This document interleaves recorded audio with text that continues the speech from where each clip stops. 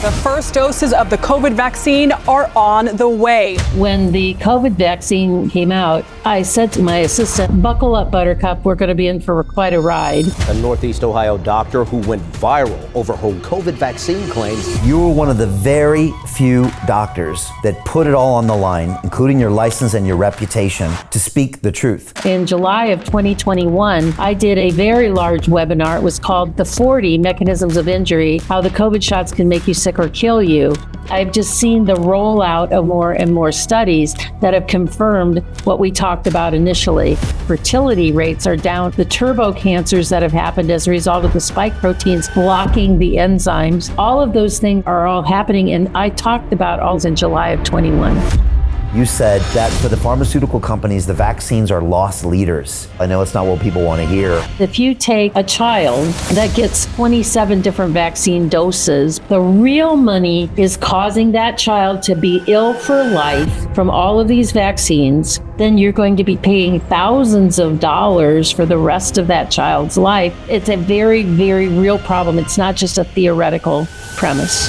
People stop me in the streets and thank me for 2020. Now, if I had just decided to pass, to just not talk about these health consequences of the jab, nobody would still come up to me and say, wow, that really changed my life. I'm sure you had a lot of people tell you the same thing. There's one person that says, I'm not going to poison my children anymore, then it was worth it. And it's been worth it all these 20 years of lots of hardships and lots of arrows in the back. And I just persist. People are becoming aware of this systematic poisoning that's been done for a long time, and it needs to stop.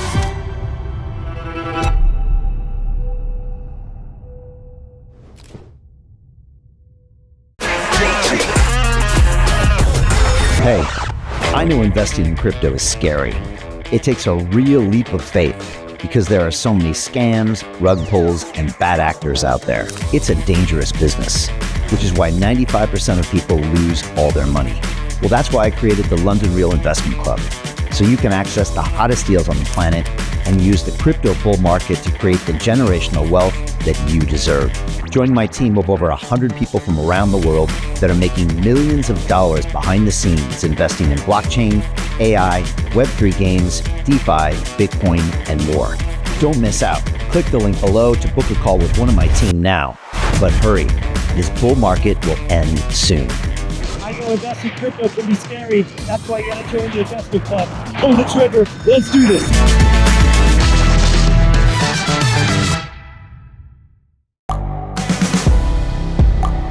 The world is changing.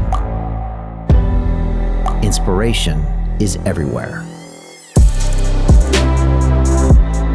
It has never been so easy to connect, share, and bring people together. We're learning from others and finding the best in ourselves. Challenging our beliefs. Sharing our vulnerability. Overcoming our fears. Transforming ourselves so we can transform the world. How far can we go? This is London Real. I am Brian Rose. My guest today is...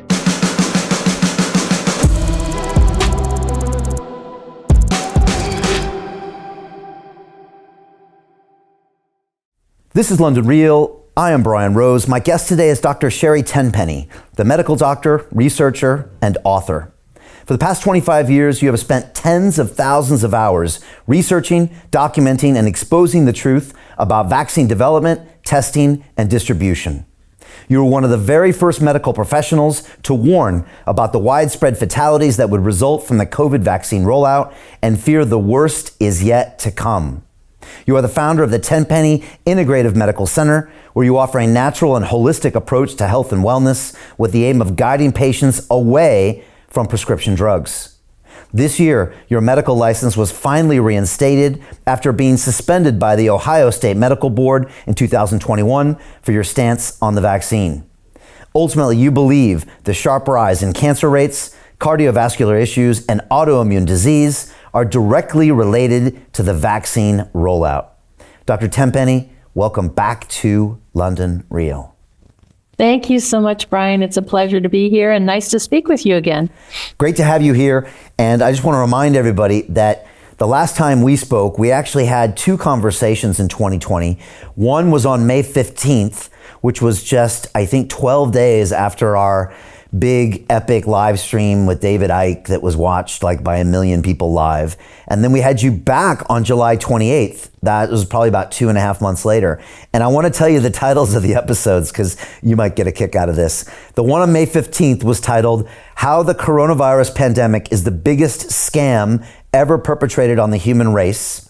And the next one was, Face masks are not effective against COVID-19, how masks are being used to control the population. That was July 28th. And I just want to tell everybody that might not remember that you were one of the very few doctors that put it all on the line, including your license and your reputation, to speak the truth. And very, very, very few were doing that back then. Also, very few broadcasters were doing that. We were one of them too. And by the way, this was very early. A lot of people came later in September and November and in early 21. But in the early days, most people were in terror.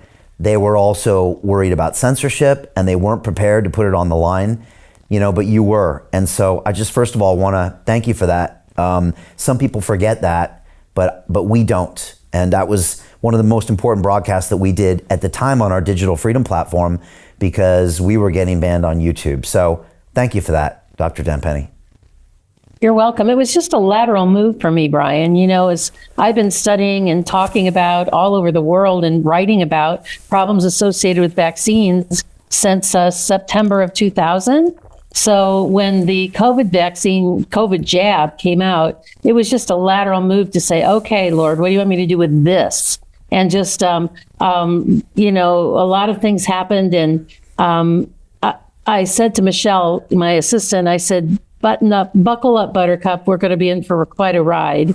And we just, blew it out there about the myth of the mask, the fraud of the PCR testing, the absolute nonsense of the social distancing. And then, of course, all the problems with vaccines. I mean, in July of 2021, I did a very large webinar. It was called the 40 Mechanisms of Injury, How the COVID Shots Can Make You Sick or Kill You. It was widely received all over the world. And since that time, since July of 21, all of those 40 mechanisms that I uncovered already published in the medical literature, in side journals, and not so much in the mainstream media. I've just seen the rollout of more and more and more studies that have confirmed what we talked about initially about the sudden death rates, the spike problems. They're now actually even given it a name. They call it a spikeopathy with the myocarditis, the early onset Alzheimer's, and then the 10-year fallout of what we're going to get with all of the autoimmune disease, which is now just starting to ramp up.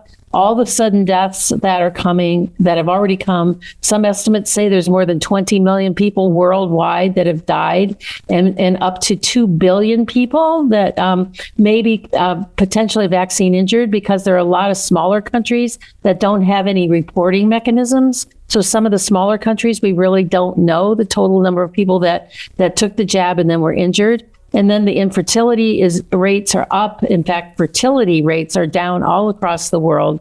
The turbo cancers that have happened as a result of the spike proteins blocking the enzymes that generally prevent you from getting cancer or keep you from getting cancer. All of those things are all happening. And I talked about all of those things in July of 21.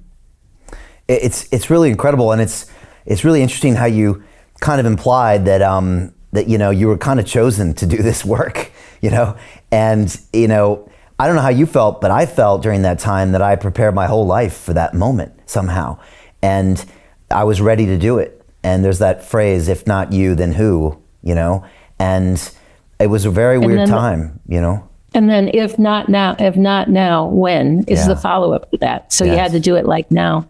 I really was chosen to do this, Brian. Back in 2001, when I really started digging into all the problems with vaccines, I was sitting upstairs in my upstairs office one night. Was winter, it was snowing, and there was some horrible things that I read about the pertussis vaccine and side effects. And it just occurred to me that physicians are never taught any of these things. And I just started to cry. I mean, really cry hard.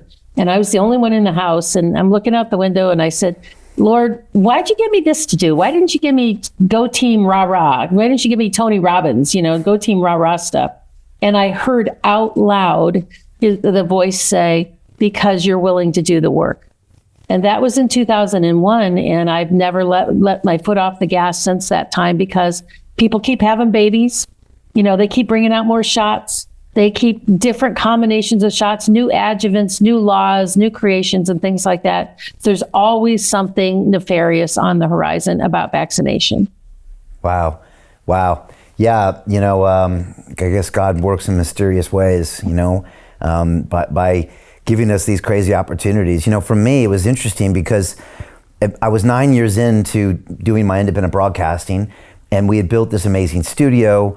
I could, ask questions.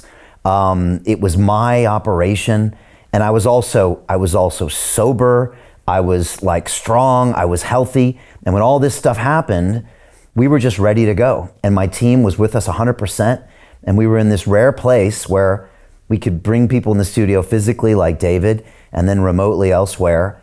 And we had, over 2 million subs at that point on YouTube. And it just was all there for it to happen. And if it was missing one of those elements, maybe I would have been at home, or maybe I would have locked the doors, or, if it wasn't my media platform, somebody would have told me no, or if we had some big advertiser that started trying to boycott us, but none of that was there. And so we went all in. And it's funny, I was on a podcast last year, Dr. Tenpenny, and someone said, wow, Brian, I watched you do all this, and I watched you ruin your entire brand. And I looked at him and I said, I think it was our greatest moment ever. I said, it was in Dubai. And I said, people stopped me in the streets of Dubai and thanked me for 2020. Now, if I had just decided to pass and keep doing videos about, Ironman races and veganism, and chose to just not talk about the elephant in the room, nobody would be stopping me on the streets and thanking me. Nobody would still come up to me and say, wow, that really changed my life. So it's interesting to see other people's perspectives. I'm sure you had a lot of people tell you the same thing, that you were ruining your career and your life when you took that stance. Am I wrong?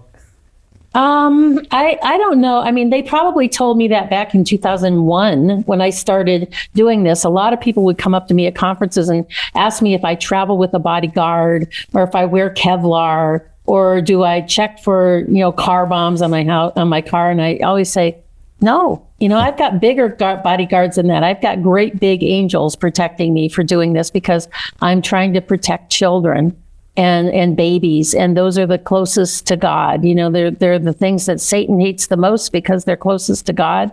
And if there's one person in the audience that says, after hearing about the problems with vaccines and the ingredients and the adjuvants and blah, blah, blah, blah, blah, all those different things, if there's one person that says, I'm not going to poison my children anymore, then it was worth it. And it's been worth it all these 20 years of lots of hardships and lots of arrows in the back, lots of government intervention things in my life that are not good. And I just persist, because like you said, Brian, if not me, then who? If not now, then when? And so I just have to keep doing it. It's interesting because I've put about 50,000 hours into this over the last almost 25 years, and that's not an exaggerated number. And they say that if you've studied something for 10,000 hours, then that you become an expert. So I guess that makes me a 5-time expert or something. I don't know.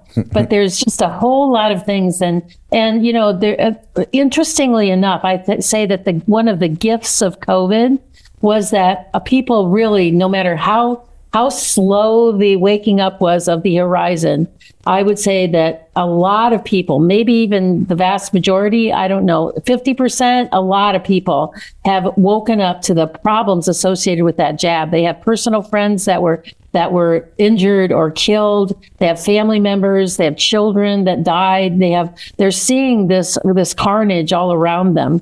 And so they dug in and they listened to the problems with vaccines. They listened to the things about the lipid nanoparticles and the graphene oxide and the hydrogel perhaps the self-assembling nanobots that some people believe they're there and some people don't, but some people have shown evidence of that. They have really dug in, and because they've dug in and looked at what was coming through that needle, they've rolled over because they have had children or grandchildren and say, well, what's coming through those other needles that we just sacrificed our children to all these years, not knowing any better? And so one of the gifts of COVID is that more and more and more people are waking up to the childhood vaccine problem and opening their eyes and saying, I'm not doing that either. I had a child during COVID. I couldn't go to the doctor. The doctor wouldn't see me. I couldn't get out of my house. I didn't have any health insurance.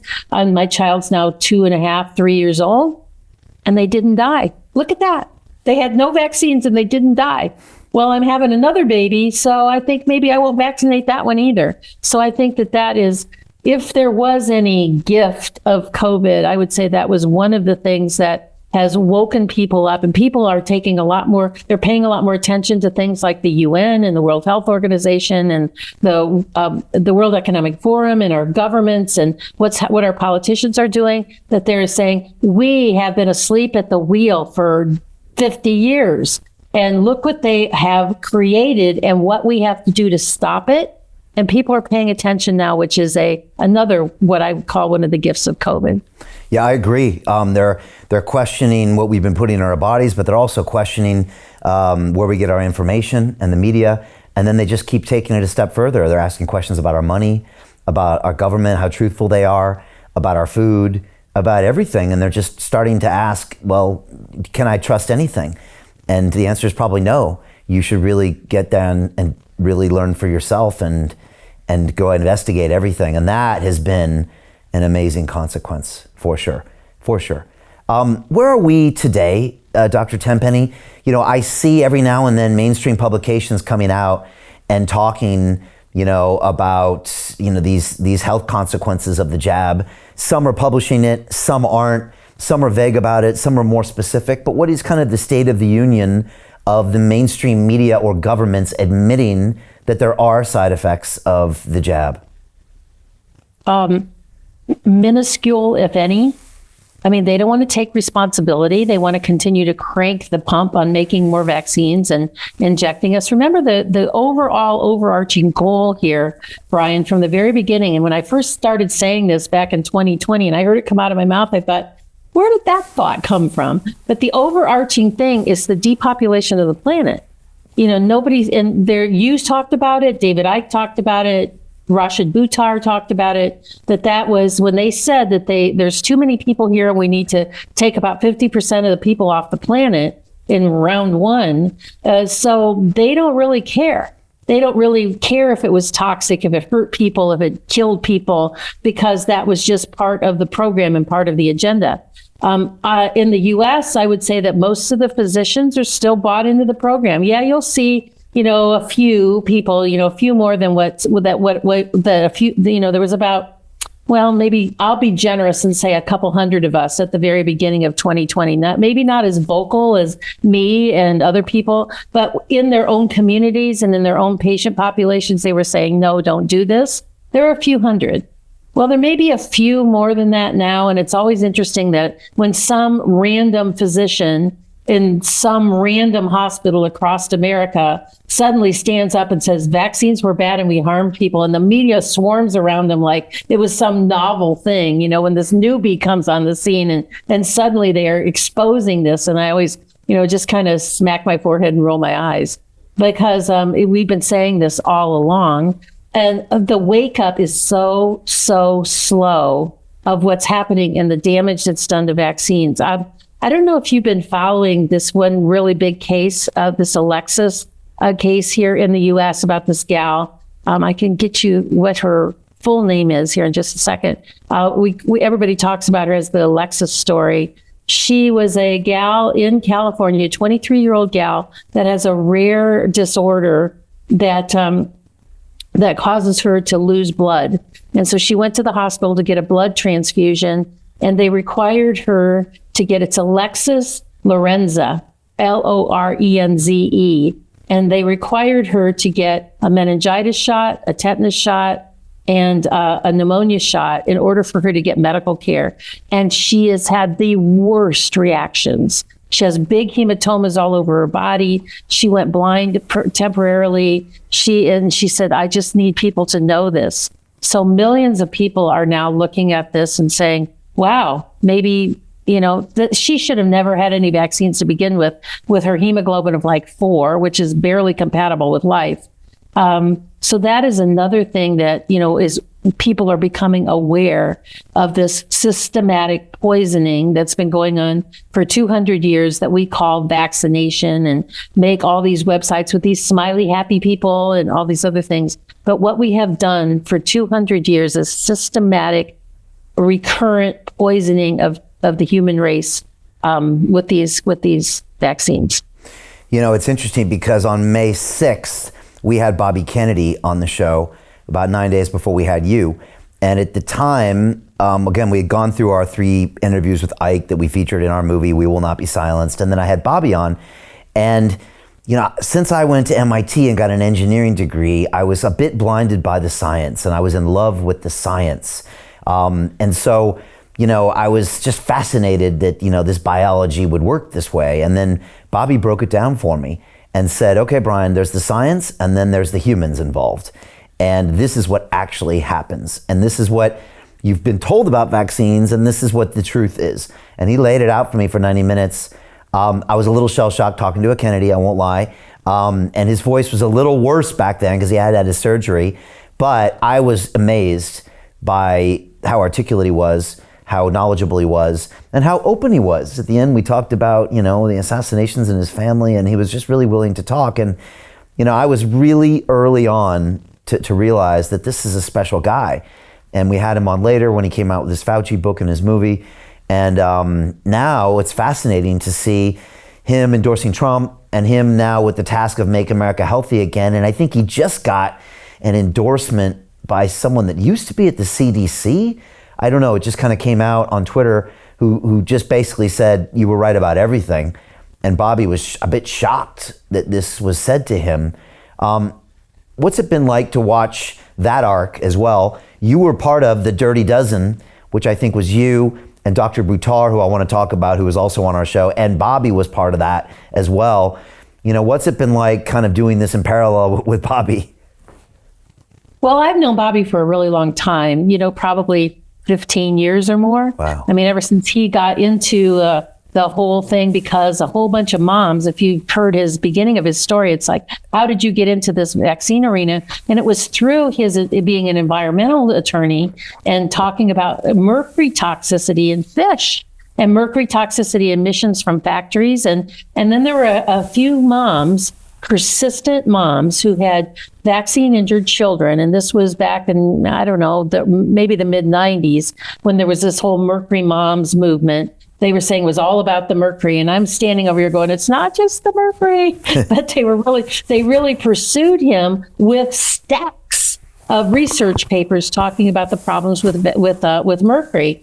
And they would always show up, and every time he was speaking about something, they'd sit politely in the front row and go up and talk to him. And they kept doing this over and over again until finally he couldn't kind of ignore them anymore. So he said, okay, I will read your material. And so he took those stacks of material and was just shell-shocked at the idea of injecting babies with up to 80 milligrams of mercury in them. And that was his segue into investigating all these different things with vaccines. And so I've known Bobby for a long time. I've had dinner with him a lot. And he is uber smart.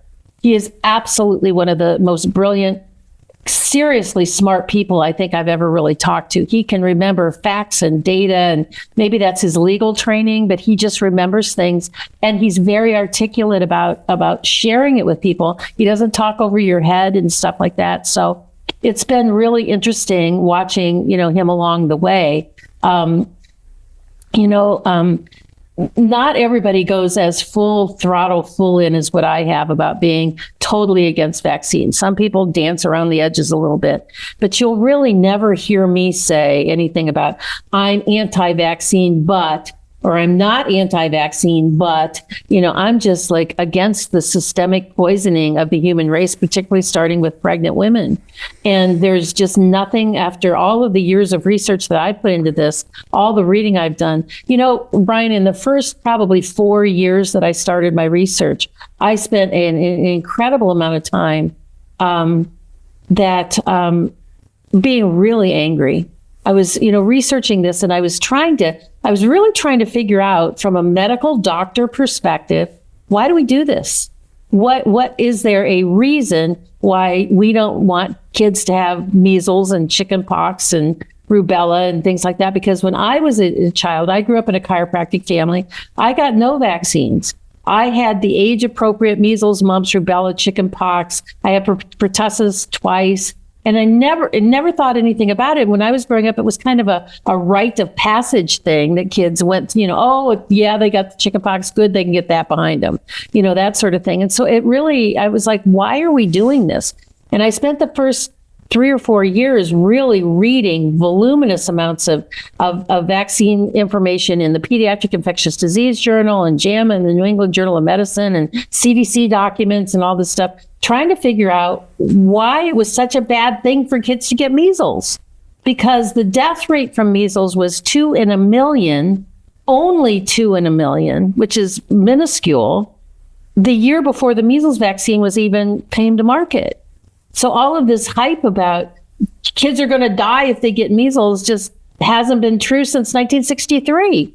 And so I spent a long time, and then I got angrier and angrier about the whole thing. I was mad at the pharmaceutical industry. I was really upset with physicians that didn't bother to investigate all of this. And I was kind of mad at parents that they would never question, and they would just take their little baby in and sacrificially put them on the table and let them be jabbed full of stuff. And I was really mad. And then I came to the conclusion that being mad all the time probably wasn't really good for my message. And I probably was easier to reach people with honey than with vinegar. And so I sort of changed the style, and the information is the same, but the delivery changed a lot. And that I don't get angry about it now. I mean, my job, and I feel really my job, is to be like Joanna Appleseed and just have a big bucket of seeds underneath my arm, and I'm just throwing seeds out there. And I never know which seed is gonna make a difference to somebody. I never know where the good soil is. It's not my job to make the seeds sprout. It may take years. I mean, people may hear a lecture about problems with vaccines, and it really doesn't click in with them until 5 years later when they have a baby. And then they go, I can't remember somebody talking about that maybe these vaccines weren't so good. What was that about? And then they go back and they kind of relook at it. And so when you look at about, and you're a truth sower, you don't care where the seeds sow or how they sprout or what happens to them. You do these interviews because it's incredible information and it's sowing seed.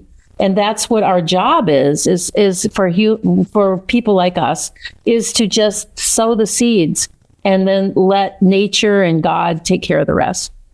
It's still amazing that this content is censored on our social platforms. It's incredible. Yep. And most people don't even realize that. It's interesting, Tucker Carlson's going across the US right now with these live events, and I'm kind of enjoying watching him published kind of the next day.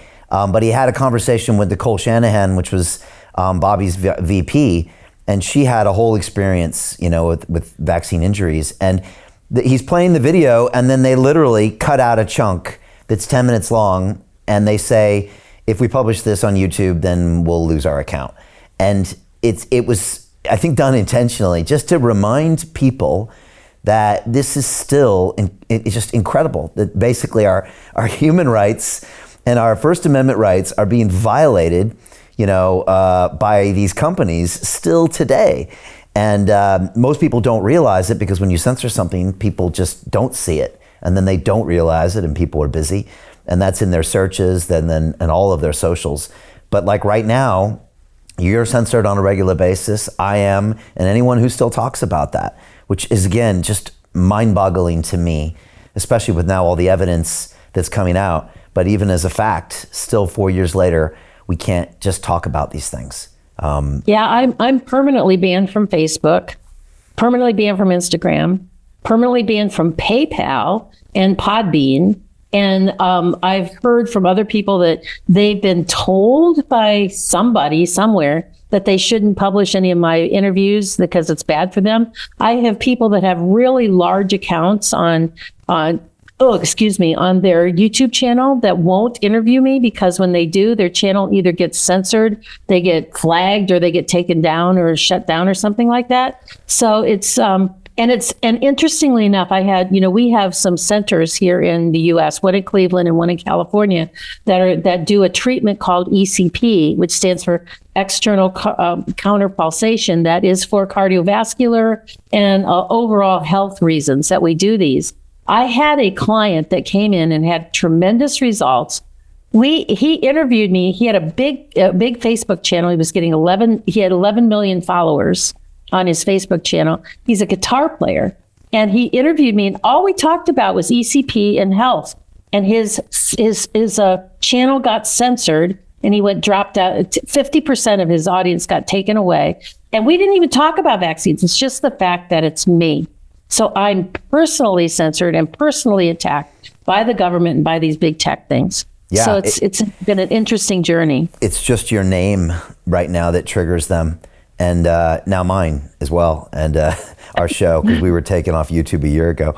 But then I think it was someone who said recently, I don't know if it was Alex Jones or someone else. No, maybe it was Ike that said he now wonders if somebody's still on YouTube, he's very suspicious. And that's an interesting point, I must say. Dr. Buttar, may he rest in peace, was also a very early on, advocate and speaker about this. He was on our show a few times.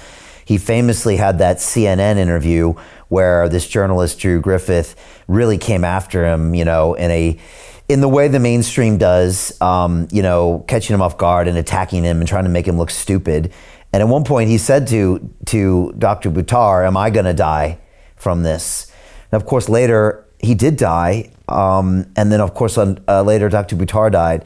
How do you remember him, and what do you make of all of those things that happened?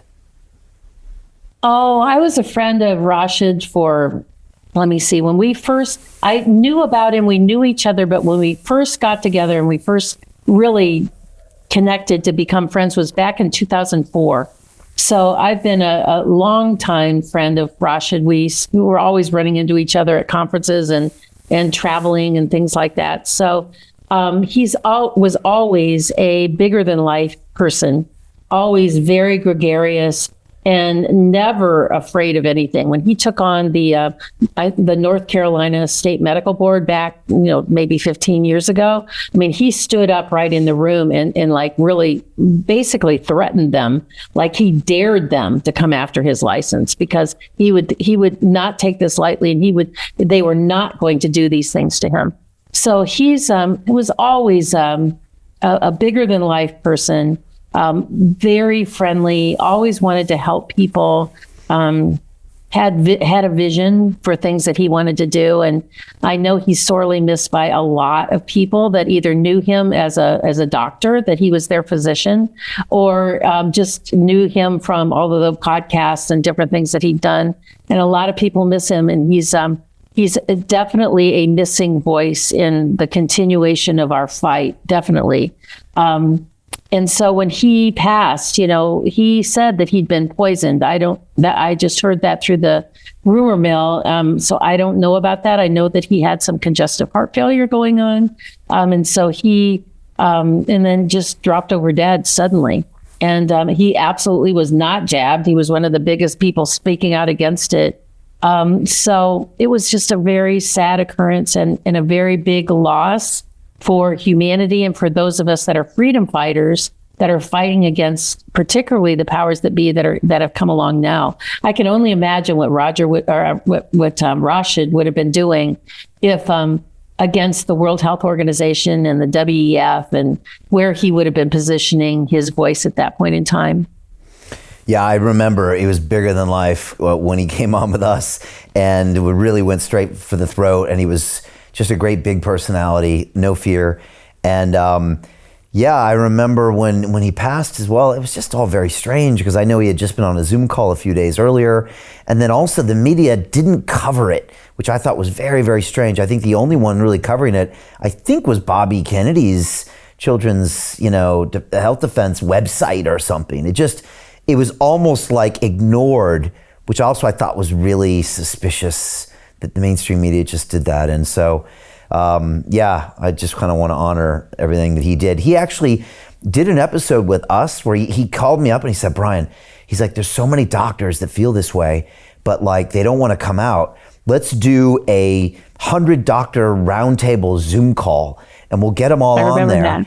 And they can give thumbs up if they agree with what I'm saying. And I was like, my reaction was, yeah, let's do it. And so we set up all the tech and we got all these doctors on the Zoom call. There was like 50 of them there.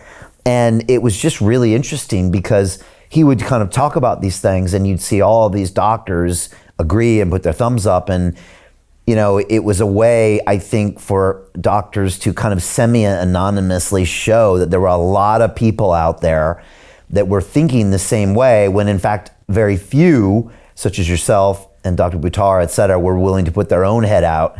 But it was his way of just trying to show the world that it wasn't 5 people or 10 people, that a lot of people had questions, but maybe they couldn't speak or were uncomfortable. So yeah, it's just something I really remembered that he made happen. We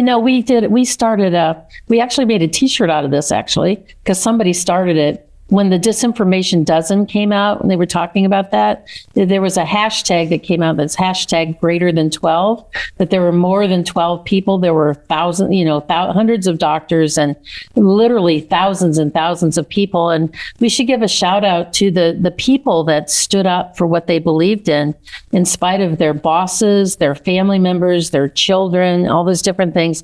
And they just said no, and they stood their ground. And like what you said, when you walk through the streets of Dubai and people say, thank you for what you did, I get a fair amount of that too. And to me, it was just what I was just doing. It's just, I didn't do it for any gratuitous reasons other than it was just important for people to know so they could decide whether or not they were going to succumb to the propaganda. Yeah, it was funny. I just got back from Singapore last week and people came up to me there as well and still remember, a broadcast we did over 4 years ago. I think because it was such a scary moment in their lives and there was such a dearth of any information that this really shone through and they connected to the message, on a deeper level and felt, wow, there's something here that I should listen to. And I really appreciate the fact that some people are willing to talk about it. So yeah, like really, really kind of powerful moments. And, in our movie, We Will Not Be Silenced, we have little clips of some doctors that spoke out and, had videos taken down on YouTube and lost channels. And there's little snippets in there. And for me, my first reaction when we got taken down from YouTube was just anger. I was just mad. And my silly reaction was to re-upload the video and then re-upload a vlog complaining that we got, because it was like almost denial. I couldn't even believe it was happening because it felt like such a fundamental violation of maybe not only the Constitution or a human right, or just what's right. And so that's kind of how we got involved and just kind of fed it through. I want to ask you about some of the points that you make that are really unique. And one of them that I heard you talk about, which I really haven't heard anyone talk about, Sherri, is how you said that for the pharmaceutical companies, the vaccines are loss leaders. And the reason they do that is because it creates customers for life out of any human that takes these. And I never looked at it that way. And I like how you explain it, that there's like stores in the mall that have these giveaways where, you get a free t-shirt or you get a free lunch. And people are thinking, well, why would they do that? And then it's like, well, they're doing that because they want a customer for life. And I was wondering if you could speak on this a little bit more, because I don't think people have thought of that vaccine that way. People are always like, oh, they're making billions, et cetera, et cetera. But the real con is the long con, which is the rest of your life. And you've also said that you can't be unvaccinated. And maybe you could speak on that as well. I know it's not what people want to hear, but I think that's what you see in the science.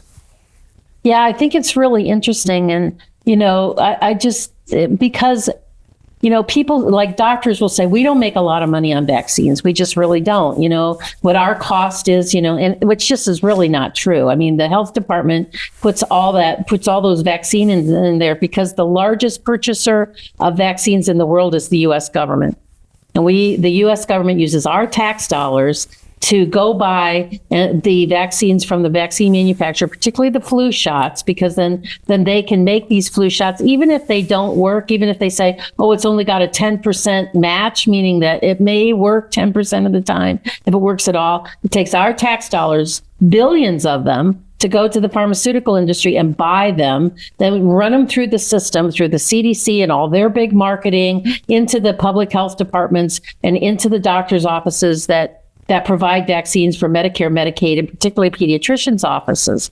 And they'll say, well, we don't make much money on this. We don't, except there are entire courses that train physicians on how to appropriately code for when they give a vaccine, so they can code for a doctor's visit, a nurse visit, the vial, the actual vaccine itself, the administration of the shot, the follow-up. They can code for all of those things. So they get a little piece of money for every one of those steps that I just outlined. But the biggest win for the pharmaceutical industry is if you take a child that gets something like, 27 different vaccine doses by the time they're 2 years of age. There's a thing called Every Child by Two, and it's 10 different vaccines that you have to get every dose of by 2 years of age for you to be appropriately vaccinated. And if during that time those kids develop allergies, eczema, ADD, ADHD, insulin-dependent diabetes, autoimmune diseases, seizure disorders, cancer, all of those different conditions and more.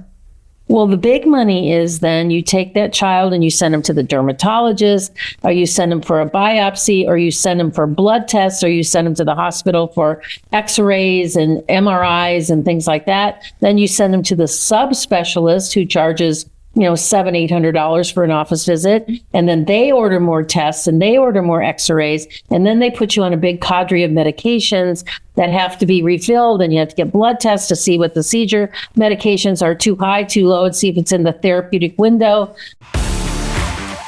Joining the investment club can bring you the opportunity for peace of mind, wealth, resources, community, and a more joyful time.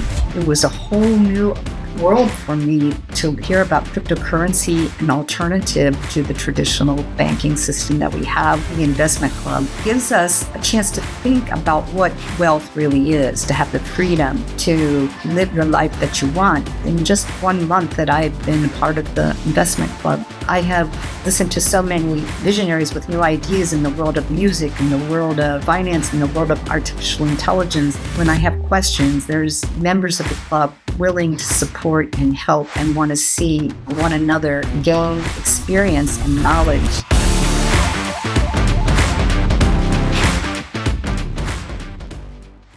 The real money is causing that child to be ill for life from all of these vaccines and follow up with all these specialists. I had a friend, this was years ago, whose daughter was a big swimmer. And she was unvaccinated. She was like maybe 12 at the time. And my friend said to me, Sherri, you just can't believe it. These kids are at these swim meets, and along the back wall behind where they're standing to dive into the pool are big rows of inhalers. That all the kids, so when they get out of the pool, first thing they do is go over and they have to do an inhaler, and then they've got eczema and on and on and on. So the vaccination, let's say it costs about $1,800 to get your child fully vaccinated. So that's $1,800 that runs through the system, insurance pays for it or whatever. But then you're going to be paying thousands of dollars for the rest of that child's life. If they end up with cancer, it's millions of dollars outside of what your insurance will pay for. So the real money, and that's one of the reasons why, in my opinion, why in 2010, The Gates Foundation declared, in conjunction with Healthy People 2020, they declared that from 2010 to 2020, the decade of vaccines. And that's when they really ramped up the schedule. They really took away, like SB 277 and SB 276 in the state of California, your right to refuse. That now we've got California, West Virginia, Mississippi, Connecticut, and Maine that they've lost their religious exemptions and their right to refuse. They are poisoning these people to get money out of them for the rest of their life. So that's why the analogy of being an economic loss leader, like you said, you go in and get a T-shirt in a store, and while they're there, they're going to try to sell you $1,000 Armani suit. So the whole reason for the T-shirt is to get you into the store to sell you more stuff. Well, To continue watching the rest of the episode for free, visit our website londonreal.tv or click the link in the description below.